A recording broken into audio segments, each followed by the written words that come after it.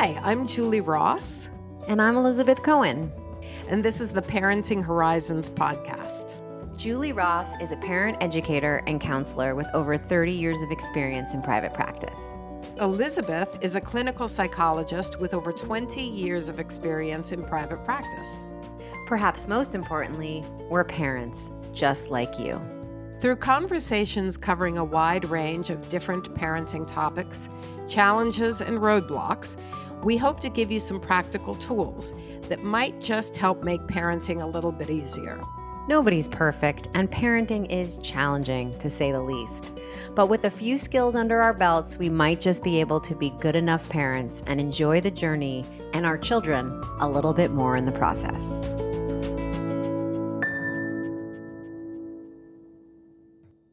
Just a quick note for our listeners. If you follow our program, you'll recognize that I have a new co-host, Elizabeth Cohen. My former co-host, Gregory Abbey, has stepped away to pursue a full-time graduate degree. And as sad as I am for him to leave, I'm happy that he's pursuing his dreams. Elizabeth and I both wish him great success. For today's podcast, it'll just be me and Elizabeth, and we won't have a guest. Instead, Julie and I would like to discuss the feelings that, as parents, can create immobility and make us, let's just say, less than effective. Thanks, Elizabeth. Elizabeth and I have actually been discussing this for probably, I don't know, over a half a year, right, Elizabeth? Absolutely. And we we toyed around with this idea. I think one of the things that gets us stuck as parents is when certain uncomfortable feelings come up for us as in situations with our children. Elizabeth, do you kind of have an idea of like a short list of what those emotions might be that cause us to freeze and not be effective as parents? Absolutely. The first one that comes to mind is, especially since you mentioned freeze, is anxiety or fear. Um, bringing a munchkin into the world, it's impossible not to feel afraid, especially these days.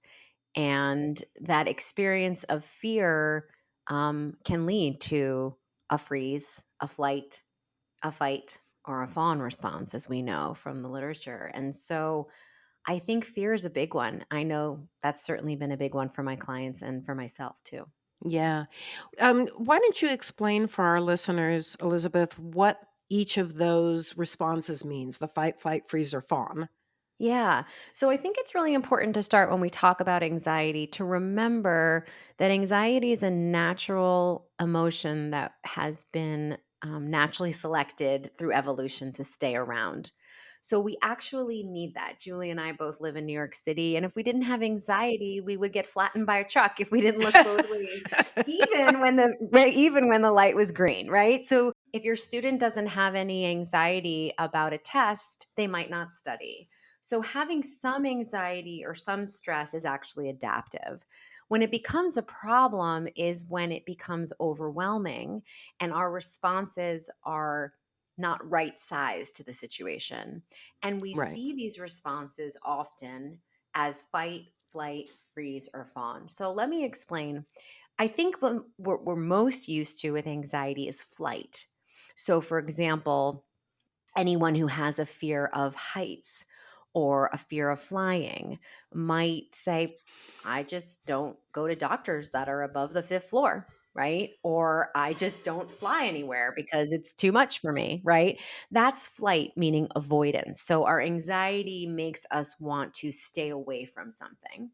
Hmm. Um, Fight is a response that a lot of people have as well, which is when something makes us anxious.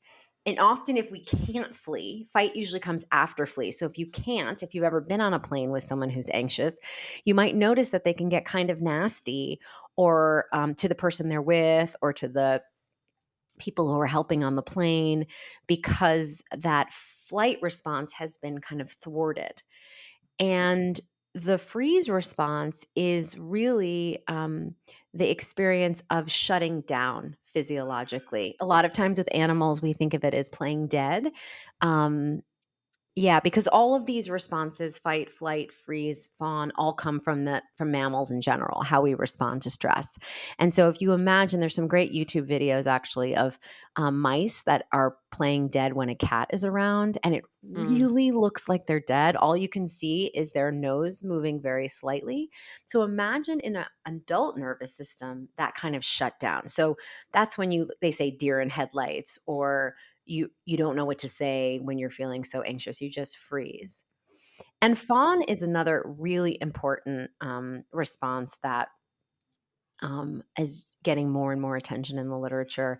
And that's what we call people pleasing, shutting down our needs and just doing what the other person wants. With kids, it's like, okay, fine, you can have the chocolate chip cookie. I can't fight with you anymore. I feel like the fawn response is like, oh, I just can't fight with you anymore. Here you go. And that is a way to get out of an anxious situation. So those are the descriptions. I love that. And I think as you were talking, I was thinking about maybe the most common one that I see in parents. Certainly the fawn one, I think, is very common. But I also see that when a child comes to their grown-ups with an intense response to something, and it could be, how come we're not going on a vacation to the Bahamas this year? Or it could be, you don't love me. Or it could be, I mean, but that kind of intensity, Hmm. I find that parents go into the fight part of Hmm. that response most commonly. It's like, don't you talk to me that way, young person. And so they match. And I think, I mean, we've talked in the past, you and I, Elizabeth, that one of the things that I think happens that in these situations is that when one person's nervous system is off, when it's dysregulated, and that would be the case of a kid coming to their parents, kid, teenager, whatever, coming to their parents with this kind of intensity, that the other person automatically dysregulates as well, right? Exactly. And it's that fight response in the fight, flight, freeze, or fawn. Exactly. And that's such a great example, Julie, because I think that so often as parents, especially in our culture, there's a sense that we're supposed to respond. That if a kid comes to us with any sort of distress demand, there needs to be some sort of response. Mhm. And I think what you're saying is so right that actually a lack of response or a pausing, let's say that, a pausing, which I like to think pause stands for pause action until serenity or silence exists, until Oh, I you can, love that. Oh, yeah. say that one more time, Okay, I'm Elizabeth. going I to. think our listeners need to hear that. Yeah. So thinking about the pause is not a sense of flight or stepping back from your kid. That pausing is pausing action until serenity exists. So only when you can feel calm in your nervous system can you engage. Most of us just need a calm nervous system to sit there and listen to what we're saying and have a response that meets us. That's really all any of us want, right? We've all come home from work one day, said to our partner, "My boss was, really difficult with me today. I felt really attacked. I feel really unheard." And the partner says, "Yeah, that's how he always is." Right? And Right. you automatically feel defensive or protective, right? When all you really wanted was for someone to listen. And our kids are exactly the same, right, Julie? Oh, 100%. Yeah. And I couldn't help but think about, like, you say pause, and I love that, pause until no, pause Action. action until serenity is achieved. I love that. What I say to parents all the time is underreact. I love that.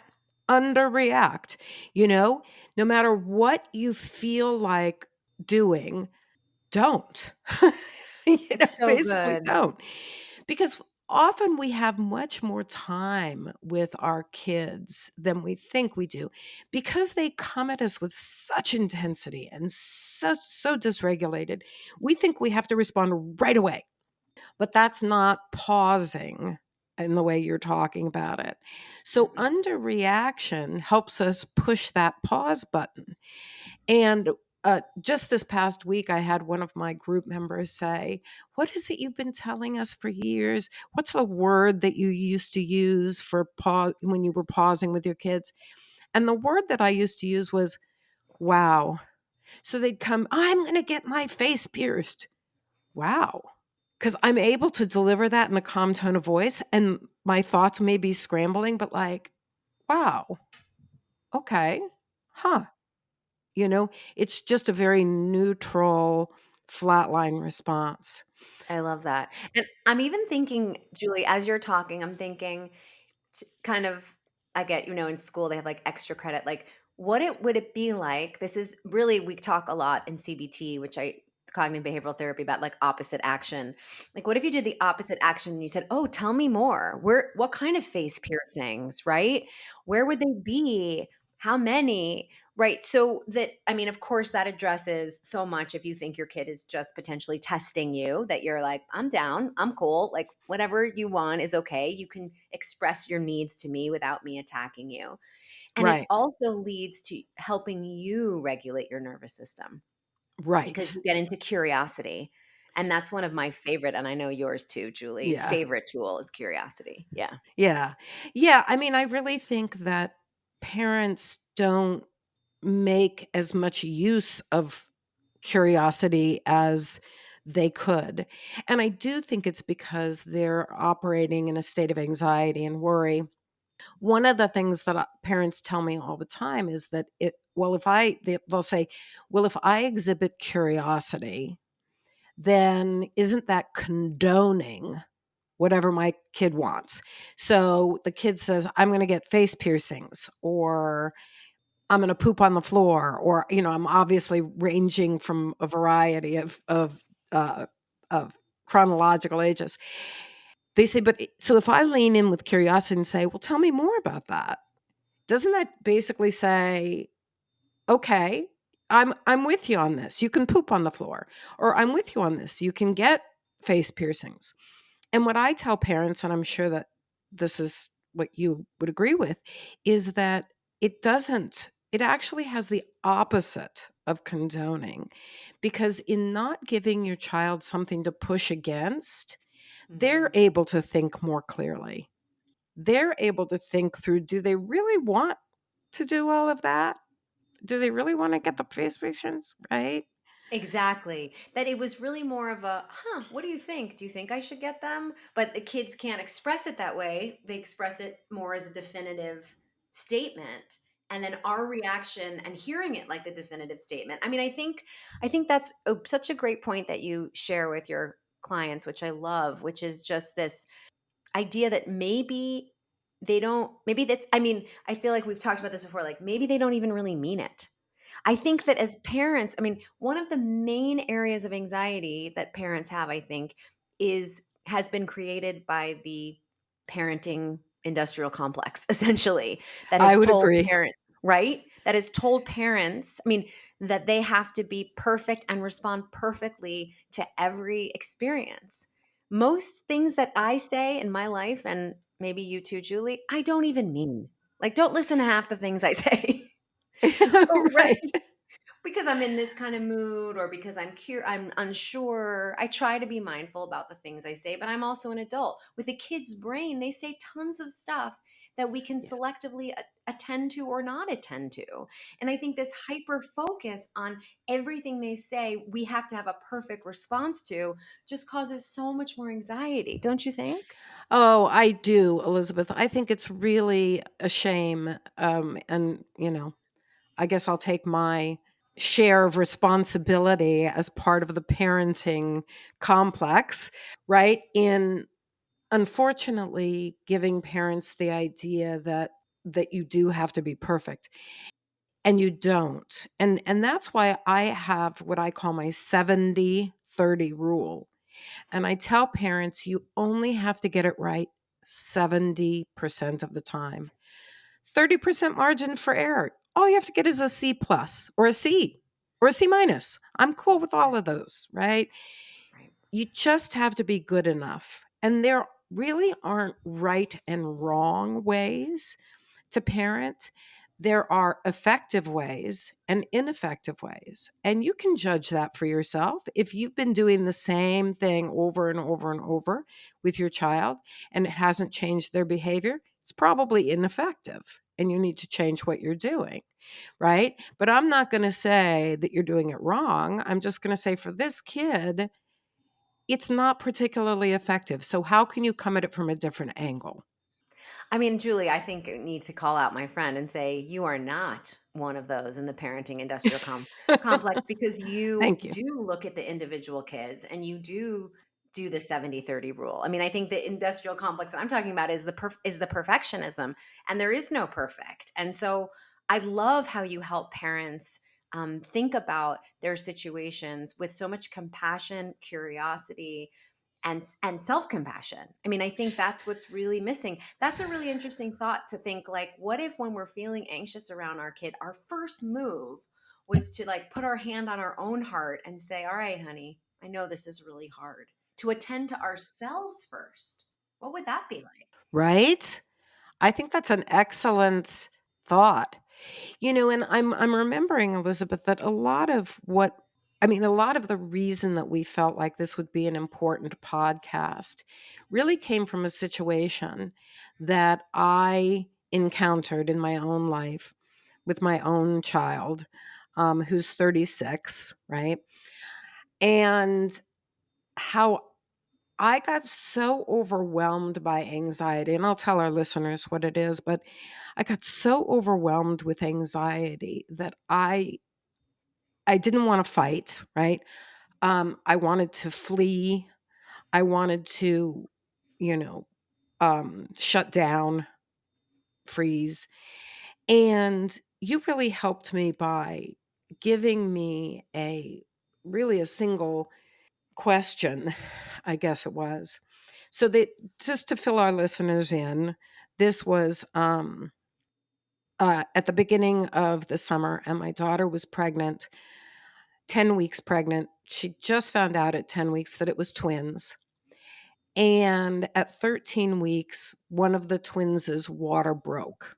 So 13 weeks, if you can imagine, out of the full thing. The doctors gave them condolences. They said that the not only would the second baby not live, but possibly the other baby whose water hadn't broken wouldn't live, because my daughter might develop an infection and that my daughter might die because she happens to live in a state where there's an abortion ban, and it would be to remove a dead fetus is considered an abortion. So you can imagine when I heard this, I I just I spiraled into this anxiety, this, what if, and this there's no way that this can come out okay, and this is terrible, and essentially kind of living in the future. And do you remember what you said to me? Why don't you say? I just want to say, I remember also just seeing you in that state of really a deer in headlights, like just frozen, even your physical body. And you were sharing all the information you just shared. And I said, let's just focus on the facts. What are the facts? Was the question I asked you. I was going to say, even just now when you were telling the story, you were saying the might baby, this baby might. You kept using the words might, might. But Yes. when you were in that anxiety state, you thought it will happen for sure. Absolutely. And that's what I think when we spiral into whatever negative or uncomfortable feeling that we have, we are looking into what I call a negative crystal ball. And we're assuming that we can tell the future. So when you said, "What are the facts?" I said, "Well, here are the facts. She's 13 weeks pregnant. The water broke on one of the twins." And then you said, "Okay."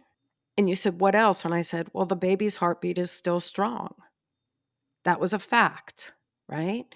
Baby's heartbeats both were still strong. Yes, the doctors were giving condolences and saying the baby wouldn't probably live another 2 weeks. But those weren't facts either. Nope. And I remember a fact was she's going in on Wednesday for another appointment. Like we got very, very concrete. Like, what do we know? There's another appointment on Wednesday. On Wednesday, we'll find out some more facts. Yes. And that was so helpful to me. It really helped me stabilize, and it was something that stuck with me throughout the remainder of her pregnancy. And she now has 2 gorgeous twin babies who are, 7 months old, and and sticking with the facts, each time I felt myself spinning out, I would say, "Okay, but what are the facts? Hmm. Yes, that could happen. Yes, that might happen. Yes, the doctors are saying, oh, statistically, X, Y, and Z. Doesn't mean that it will happen." And just sticking with the facts allowed me to be stable enough to help her because, That's what I was gonna say, that I felt the most powerful thing to watch was that the more you could ground yourself in the facts, the more able you were to listen to her when she was understandably spiraling herself, but you didn't meet her in the spiral. And going back to your example from the beginning about how parents match, what if our goal is really just not to spiral with them? To stay in a more regulated space, as you said, and that's what you were able to do, and that's been through her pregnancy and through the birth, the biggest gift you could give her. right, exactly. And I feel like, for parents of younger kids who are not going through, the kids are not going through something as traumatic, emotionally traumatic as that was for my daughter, um, it works even better, right? Because it's they're just talking about piercing their face. Right. I wonder, would you tell the story? I don't know if you'd want to tell the story so that you can edit this out. But I love that story about Jamie because I don't know if it's too private. But Jamie, when this at school, like when he didn't want to go home. Oh, yes. Okay, so after the babies were born, the oldest of my daughter's children, who is turning 5 soon, we were at we were picking him up from his preschool, and he did not wanna leave the coloring that he was doing, and he said, "I don't wanna go home." And my husband and I said, "That's okay. Let's just sit for a minute, and when you're ready, then we can leave. You'll let us know when you're ready." Right? And so he colored fast and furiously, and, and pretty soon he said, "Okay, I'm ready to go to the next building," because they have to go through a main building. So we got to the next building, and he sat on this little bench, and the woman behind the desk, one of the assistants, started to talk to him, and he said, "I just need a minute to sit here," because he had to regulate himself. Exactly. And sometimes it's about just giving them the space to do that. I keep thinking, I just want to say one thing about Jamie. I one thing I was just thinking is so many grandparents would say like, but the babies just came home and mommy needs you to hang out with them. And aren't you excited about your baby brothers? Like you gave him the space to have his own experience because it didn't cause you anxiety that he wanted to stay at school, Right, right? exactly. And even after that, Elizabeth, he I said, we got him into the car, and we said, "Are you ready?" And he goes, "Not really." He said, "I want to go on an explore," is what he called it. "I want to go on an explore." And we said, "Where would you like to explore?" "The neighborhood," because it was right before Halloween. So he wanted to see Halloween decorations. I'm like, "Okay, we'll explore. And when you're ready, you'll let us know." So, and that's the kind of we didn't want to fix it. right? We knew we couldn't fix it, right? It being he's got 2 new siblings and they kinda noisy and take a lot of time and attention. And I think parents if I see parents be the most effective when they don't jump in and try to fix their child's distress. Absolutely.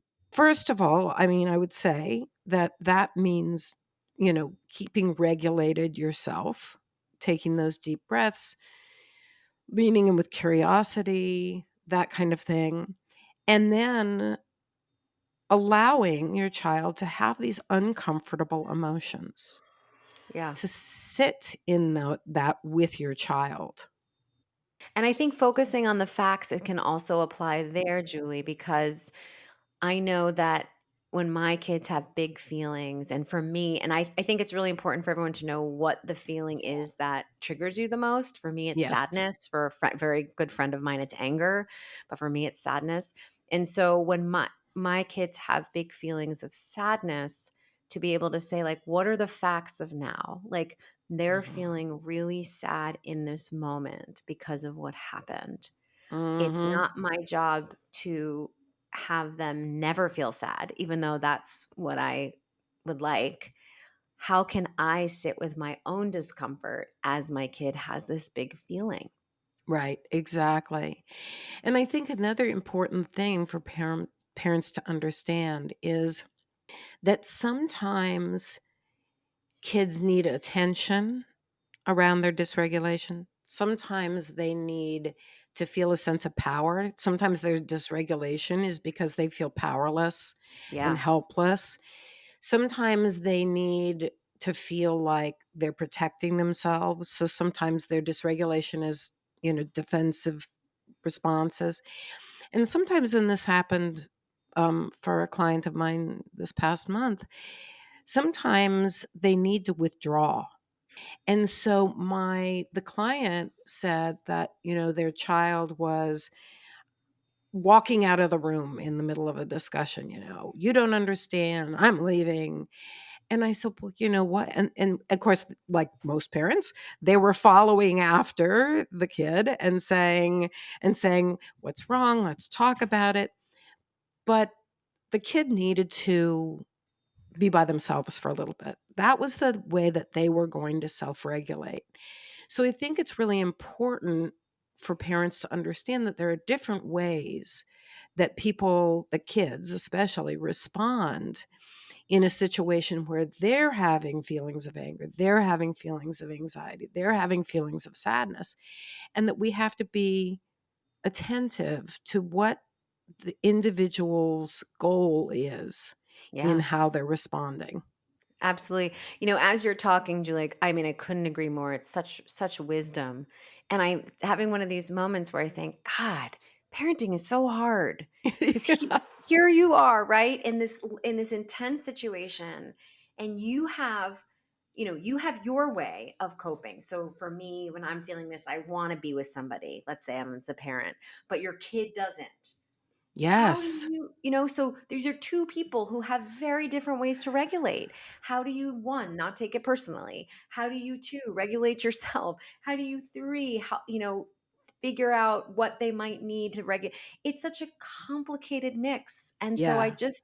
it's really tough. And I just want parents to know that, again, like, even though we're experts, it's hard every Yeah. time that comes up. I might even know the tools and strategies, but it doesn't mean it's not hard for me. And I think a lot of people, going back to like letting the kids have the distress, we also have to be okay if it's hard for us. It's Right. normal, right? Like, it was normal for you to be in freeze when you are hearing that Yes. information. And what did you do? You reached out to a friend and you Yes. got support and you got regulated. Like, we need each other to help. And so if you as a parent feel like you're struggling, that's why it's so great to reach out to someone like Julie or me or your friends. You don't have to do this alone. That's the thing about anxiety, is that we regulate anxiety, sadness, even anger. We do it together. We don't do it alone. Yeah.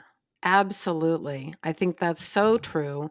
And, I'm thinking in the case of, a parent with a child's dysregulated in this moment, and maybe the parent's style of regulating is to continue talking, and the child's style of regulating is to withdraw. I would say to parents, and disagree with me, if you think I'm wrong, pay attention to the child's needs first. Would you say 100%. that's true, Couldn't right? agree more. Couldn't agree more. Yeah. Let them do what they need to do to get themselves regulated. And in the meantime, you can do what you need to do with somebody else, for example. Exactly. And I just want to say, I mean, I'm so excited and honored to be part of the podcast now. And I think this is, one of the things we agree so much about. And I'm so Mhm. excited to share in this platform about is that we both, I'm going to speak for myself. And again, tell me if you disagree. Feel free to disagree with me. Um, that these are all building blocks to help your kid ultimately feel as confident about themselves in this wild world we live in. So, that moment of you letting them regulate the way they regulate, I always think this is to help when they have a roommate who they get in an Mhm. argument with and they don't know how to regulate, or so they know how to handle it. This is actually not about the cookie that they want. This is about underlying self concept, self efficacy, self awareness tools that we're teaching the kid. Like, this is the long game for me. So I just wanted to say I that. think that's perfect, and I think that's so important for parents to remember, that the idea that it's a long game. Parenting is a long game. Yeah, you just said your daughter's 36. I mean, like, this doesn't I end, know. right? Yeah. It doesn't end. It changes, but it doesn't end. So it's a Mhm. long game, and again, I think, kind of circling back to what we said at the beginning, I think one of the ineffective ways that parents go about parenting in general is when we believe that everything is a call to 911, Mhm. that we have to react right now in this moment. We have to teach all the lessons. The child's coming at you with anger and frustration, and the lesson is you can't speak to me that way, and we get engaged when what we really need to be doing is recognizing that kids, not toddlers necessarily. Toddlers are often doing a lot of dangerous stuff that we Mhm. step in really quickly on. But elementary age kids, kindergarten, elementary age, and beyond, we have more time than we think. Yeah. So we can let them have their feelings. We can circle back in Yeah. an hour or a day or sometimes even a week when we've Yeah. gotten our systems regulated and can go back and speak or communicate in effective ways with them. Such a great point. It's such a great point. To kind of makes me think about that this phrase I've heard of putting down the magnifying glass and picking up the mirror. Oh, tell me more. Like, instead of examining what are they doing, how do I get them to stop doing this? We kind of pick up the mirror and say, how am I doing? And until I, as a parent, am regulated enough to see this as one of many things in many years that I can have curiosity about. Until then, maybe we really need to pause and Mhm. not engage. I think that's really smart. And I do a lot of work with parents who've gone through divorce, and it's reminding me so often people Mm. say, like, give me the script of how to tell the kids that we're getting a divorce. And I always say the same thing, which is like, it's a conversation that continues for years. I just had a conversation last week. I've been divorced for 15 years with my son. Right. It's these conversations continue. This isn't your only chance. So Yeah. slowing down, pausing, I think it's such an important tool. I love that. I love that. I had never heard pick up the mirror instead of the magnifying glass. That works. I think we're almost out of time here. so that we can kind of keep it short and succinct. I think rather than offering prescriptions, we're offering tools. A prescription is something you go, you fill at the pharmacy, you take according to doctor's orders. Tools are something that belong in a toolbox. And depending upon a situation, it's just like building a house. Sometimes you're going to need a saw. Sometimes you're going to need a hammer, right? It's not one prescription fits all. So if you had to, and Greg and I always ended this way. I don't know if you and I will always end this way, but I like it for our first time at least. Me too. If you could pick kind of one thing that you would want to have parents to stick in the parent's mind when they're thinking about the next confrontation that comes up with their child, what do you think it would be? I think it would be opposite action. I think it would be one thing I hope to bring is my sense and the way I guide people of seeing life as an experiment Mm-hmm. and trying something different and seeing how that goes. Experimentation, curiosity, they are counterintuitive, or they're paradoxical with trauma and anxiety and pain. And so they naturally allow this openness that I Mm-hmm. think can really help both you and your kid.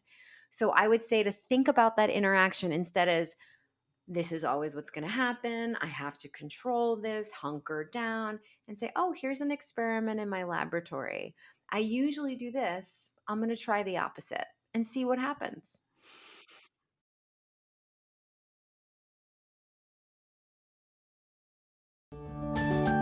You've been listening to the Parenting Horizons podcast. If you would like to reach Elizabeth Cohen, you can go to www.centerforcbtinnyc.com.